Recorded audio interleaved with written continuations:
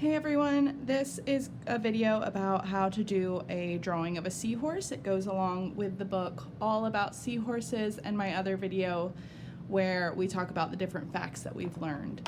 So this is kind of the final product right here. We're going to be starting with a blank piece of paper and we'll get there. You're going to need a pencil and paper and crayons or paint or whatever you have at the house that you can use to make this seahorse. So the very first step is up at the top of the paper, we're going to draw a shape that kind of looks like a lemon or a football, but we're not going to close it on the end. So it's going to look just like that. On the end, we're going to do something for the lips. We're going to go out, then we're going to do two lips and go back in, just like that. I think that when it's done, it kind of looks like a deflated balloon or something. So that's going to be the head of our seahorse, and you guys can go ahead and add an eye on there just to remind yourself that that is our seahorse's head. Then we're going to do the back of the seahorse. So we're going to start right here on the end of the lemon that we drew, and we're going to go out and then in and then out and then in. If you turn it this way, it kind of looks like a W. So that is the back of our seahorse.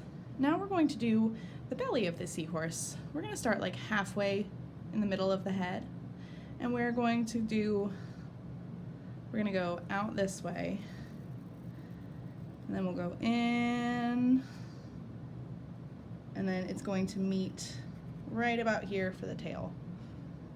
So this is what your seahorse should look like right about now. We're actually going to get to use an eraser right now to erase just a teeny tiny part of the back of that seahorse. So just about right here, you're just going to erase a tiny little piece, just like that. And over here, you're going to draw a little fin. So it's going to look like this. And we're going to make it a little wavy on top. And you can draw a couple of lines inside of that fin. Now we're going to add some of the details that our seahorse has, because it has kind of those bumpy ridges on it, on its back. So right now we're going to go to the top of the head, like in the middle of the top of the head, and we're just going to draw some little spikes all along the back of the seahorse. When we get to that fin, we're going to stop and pick up our pencil, and then we'll continue it at the bottom, down here. When you get to this part at the bottom, don't attach it just yet, because down here we're going to make this little curly tail that he has. So we're going to take the end of the spikes and curl it around in a circle, just like that.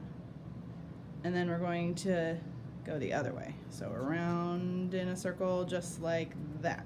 And it'll meet at the end of the tail that we drew earlier. Now we're going to do his belly, the front of him. So we're going to add just a little curved line right here for his belly. So now your seahorse is basically done. We just want to add a few more details. So up at the top, we're going to add a few, it's kind of like swirls up on his head, just to give him a little bit more spikes and ridges on his body. And then we can add a couple of lines to his stomach and lines all the way down the ridges on his back.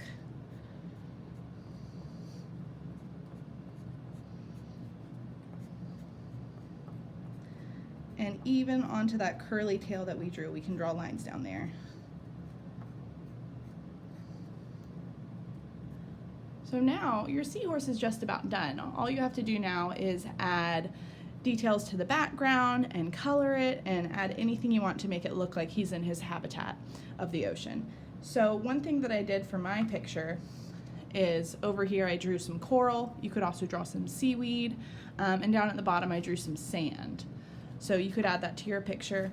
Another thing that I did was, you guys know that I love to outline my pictures with a black marker or a black crayon, just so that it stands out. So I took my black crayon, and every line that I drew on the seahorse, I went over it with my black crayon, all over all of the lines, so that he would just kind of pop off that paper and it would be just a really good picture of him. So you could add as much detail as you want to the background. You can decorate it in any way that you want. You could add other fish, you could add waves. Just think about where a seahorse lives, think about the different pictures that you saw in the book, and kind of just add to his habitat in that way. And like I said before, you can use crayons, you can use markers, you can use paint, anything that you have at your house to use to decorate this seahorse, you can definitely use that. I hope you guys enjoyed drawing this seahorse with me, and I can't wait to see your pictures. When you're done, please send them to me so that I can see them. I hope you guys have fun. Bye.